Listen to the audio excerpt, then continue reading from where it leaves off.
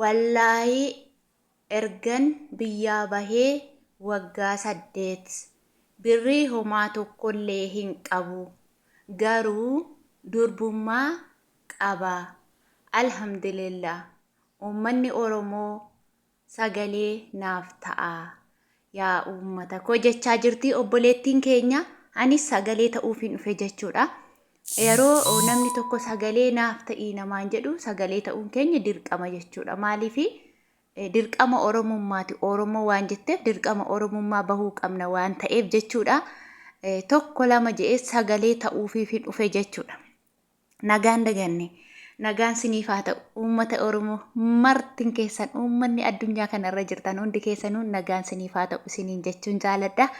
Egaa guyyaa har'aa jechuudha. Habee maal nuuf fiddee dhufta yoo jettanii yeroo hedduu akkanii namoota mimmiidhameef sagalee ta'u baay'een keessanii ni beektu jechuudha. Yeroon siniin jedhu gaddattis gammachuuttis karaa hundumaa sagalee ni taana. Karaa deeggarsaas sagalee ni taana jechuudha. Egaa akkuma obboleettiin kun waggaa 8 guutuu biyya Arabaa hojjedhee mana namaa keessa guguufee dadhabeetiin jira. Garuu immoo maallaqa uumaata kallee hin qabu. Jetteeni qabeenya ani addunyaa kanarratti qaba jedhee abdachaa jiru durbummaa kiyyadha. Yaa Oromoo koo sagalee naaf ta'a jettee yaada ishee ibsachee jirti jechuudha. Kanaaf egaa uummanni Oromoo martiin keessan maal akka jettan isintu beeka komentii jalatti jechuudha. Anis waan narraa fakkaate waan ani itti yaade nan dubbadha jechuudha. Innis maal yoo jettanii obboleettiin kun muudannoo isheeti jechuudha. Namoonni baay'eenis akkasuma kan lama hin qabne jira jechuudha. Kan lama hin qabne. Lama yeroon siniin jedhu kan qabeenyas hin qabne kan durbummaas hin qabne baay'eetu jira jechuudha. Nama harkaa mucucaatti dhugaan siniin jedha. Fakkeenyaaf baay'een nama biyya Arabaa hojjennee dadhabnee maal jennee jirra. Dhugaadha birriin biyya kana itti xonqolanii namatti laatu ta'ee harka bitaan namatti laatu ta'e yeroo hedduu nan ilaala ammaanii namichi akka inni itti naa laatu yeroo hedduu nan ilaala jechuudha. Miindaa yeroo inni naa laatu harka bitaan namaa laatu miindaa harka bitaan namaa laatu yeroo isaan jedhan nan ilaala. Harka mirgaa immoo bitaan natti hiixata yeroo jedhee ilaala. Kanaaf barakachuu dida fakkaata. Bitumaa natti hiixata jechuudha. Bitumaa natti hiixata yookiin immoo xaawulaarra kaaha jechuudha. Xaawulaarra kaaha. Fudhadhu kunoo naan jedha ofuma bira taa'ee xaawulaarra lafa kaa'ee fudhadhu jedha malee yeroo hedduu mirgaan natti hiixatee hin beeku hin baddi jechuudha. Birriin sun hin hiiramti amma namoonni baay'een biyya alaa jirti namaan jedha jechuudha. Dhugaa rabbii siniin jedha birriin wayii isheen itti afuufamtu hin beeku asirtee achirtee amma nuti mana madaamii keessatti waan nuti uffannee hojjennu ni argitu baay'een keessan. Garuu maatii keenyaaf biyyatti uffata binnaa maal jennaa ayyaana oolchina maal jenna ofii keenya gaafa ayyaana wayyaa tokko qayyaranna. Yuunifoormuma waggaanaa dhufu yuunifoormuma barraa jijjiiramu yuunifoormuma ayyaana waggaa dhufu yuunifoormuma jechuudha. Namoota baay'eetu keessisaa duwwaadha jechuudha. Nama tokko nama lama miti. Inni kun immoo maatii ofiif yaaduu jechuudha.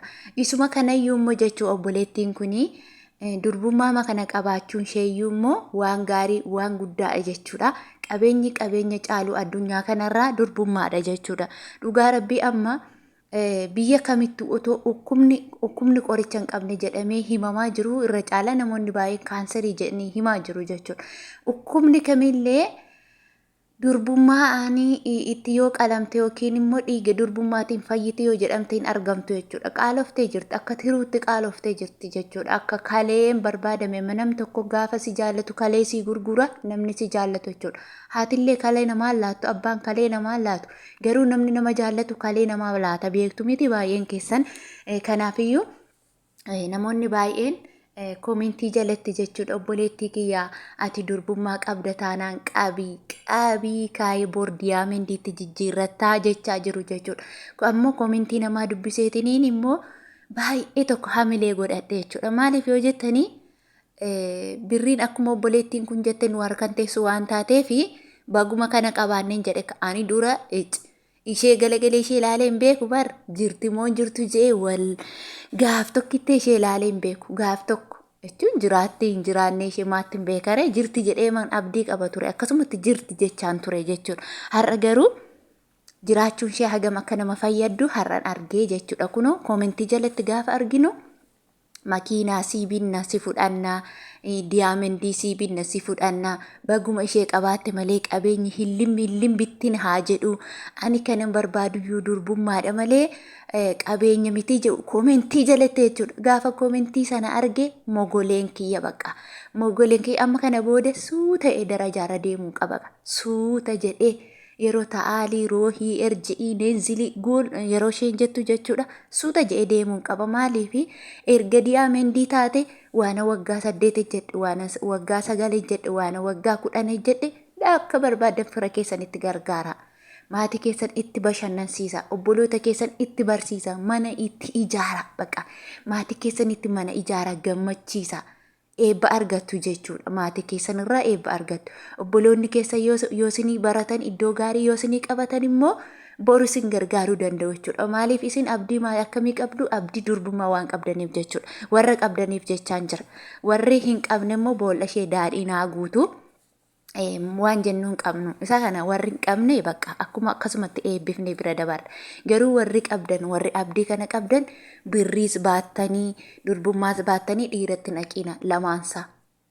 Maali? Inni kaan bar durbummaas hin qabu, birriis hin qabne fataa jedhee dhiiratti heeru. Damma kunoo biyya Arabaa keessa waggaa 8 teessee namoonni tokko han durbummaas baatanii birriis baatanii dhaqan jiru. Kuni koo lama miidhamu jechuudha. Miidhamu dhugaan sadiin jedhe miidhamuudha. Miidhaa guddaa namarra geessisa. Maaliif dhiira sana waan meeqa badhaafte bara. Durbummaa kenniteefi taanaan diyaamendii kenniteefi makiinaa kenniteefi mana kenniteefi jechuudha. Kanaafiyyuu ofiin cannaqiina dhugaan saniin jedha. Kana booda fataa zanaa jedhaati warri durbummaa qabdan. Rabbi siniif haa eegu, fayyaa itti siniif haa godhu dhugaan siniin jedha. Hamtuun tokko isheen argin, buudaan isheen ilaali, hamtuu wayii isheen ranga'iin. Achumatti Rabbi nagaa kenne badhaasa ishee haa jiraachisu qananeesse jechuudha. Amma gaafa galtutti obboleettii tiyyaa anis akka Oromootti sagalee sii ta'uu ufeera waan ta'eef hamma gaafa galtutti jechuudha. Ila roondii isa jedhan beekta miti? Shurxaatti bittee eeguu qabda kana. Erga namni kamillee baga birrii dhabdee birriimti baga uumaa siin fayyaddu erga siin jedhaniiti shurxaa taate bakka. Shurxaatti bittee eeguu qabda siin jedhe. Eeggadhu dhugaa Rabbi kuni hamilee ajaa'ibaati. Baay'ee namatti tola jechuudha. Ergan kana agahee kushinaa mataa'een sagalee ta'uufan dhufe maaliif yoo jettanii na gammachiise jechuudha. Hamilee natti hore jechuudha. Lakkaa ani jiraan jedheen lakkaa bakka na gammachiise gaafan jedhuun kushinumatti kana taa'een viidiyoo kanallee waraabuun qaba malee. Obboleettii kanaaf sagalee ta'uun qaba malee ganaa hangan kushinaarraa bahee kilaasii koo galu yoon ture sagaleen kun qilleensarra ta'uu dhiisuu danda'a waan ta'eef dirqama as taa'ee sagalee ta'uufiin qaba jedheen jechuudha. Madaamin toroftuuti har'ala fataa zanaa jedhee sanuu kushinaa keessa soofaa naa gashaniin jettaniire alamii koo arge dhugaa anam kunoo warri durbummaa qabdan soofaan illee sinii gala. Soofaa kana booda soofaarra kaa'e amma obboleettii kiyyaa hanan soofaarra taa'ee jechuudha. Umurii koo guutuu soofaa biteera. Maatii kiyyaaf soofaa biteera garuu ofii koo soofaarra taa'ee hin beeku jechuudha. Soofaas taa'ee hin beeku. Intalli keenya biyya Arabaa jirti soofaarra teessiin bashannanti. Ani waan takka soofaa argee hin beeku. Kanuma duulaabatti hirkadhee zuuliyyaarra taa'an ture. Hin beektu zuuliyyaa isheerra dhaabanne qodaa dhindhurra taa'an ture malee soofaarra taa'ee hin beeku jechuudha. Har'a garuu gammachuuma obboleettii kanaaf sagalee ta'uuf ka'eetu soofaa akka kana kushinaatti naa fidan jechuudha. Hin beektu gaa kushinaa isa yeroo hundumaa keessa taa'u otoo hin taane ergisadha kun guyyaa 2-3 waggaa keessatti si'a 2 bichaan kushinaa kana keessa hojjedha jechuudha. Mana iddoo biraarraa qabu jarri keenya jechuudha. Gaafa achi kushinaa keessallee soofaan jira jechuudha. Manni xibbaabii waan taateef hin gannu jedhanii kushinaa gashan jechuudha. Kanaaf achi kushinaa keessa taa'eetaniin achi soofaarra jechuudha. Guyyaan kun maal jechuu barbaadeeni? Guyyaan kun guyyaa gammachuuti na gammachiisee jira. Kanaafiyyuu waan qabdanitti gammadaa isiniin jedha. Namni anuma qabutti qabeenya isaa hunda waanuma qabutti boonee jiraata waan ta'eef akkasitti fataa zanaa jennee jirra har'a isiniin jedha. Mee maal jettu isin koomentii jalatti barreessaa yaada qabdanime. Yeroo koomentii barreessitan immoo nan arrabsiina. Maaliif jennaani ana je'ee miti kana. Ana je'ee miti anatu barreesse miti jechuudha. Sagalee naaf ta'a jennaanan ta'e malee nam tokko nan arrabsina. Komintii jalee nan arrabsina. Garuu yaada qabdan barreessuu dandeessu jechuudha. Yaada qabdan fataa zanaa godha. Anillee jireenyi kiyya akkasii anillee qaba anillee hin qabu jettanii waan barbaadan barreessuu dandeessu jechuudha. Akkuma ishee kana ofii sagalee isinii ta'uu nan danda'a. Warreen hamilee jira miti gaafii wanti hamilee namaa caccabsu jira miti. Akkasuma muudannoo keessan hunda babbarreessadha. Ani immoo ufee sagalee isinii ta'a fataa zanaa jedhee. Innaa kana isiniin jedha buleewwan kiyyaa nagaa naa ta'a nagaa naa oolaa maasala.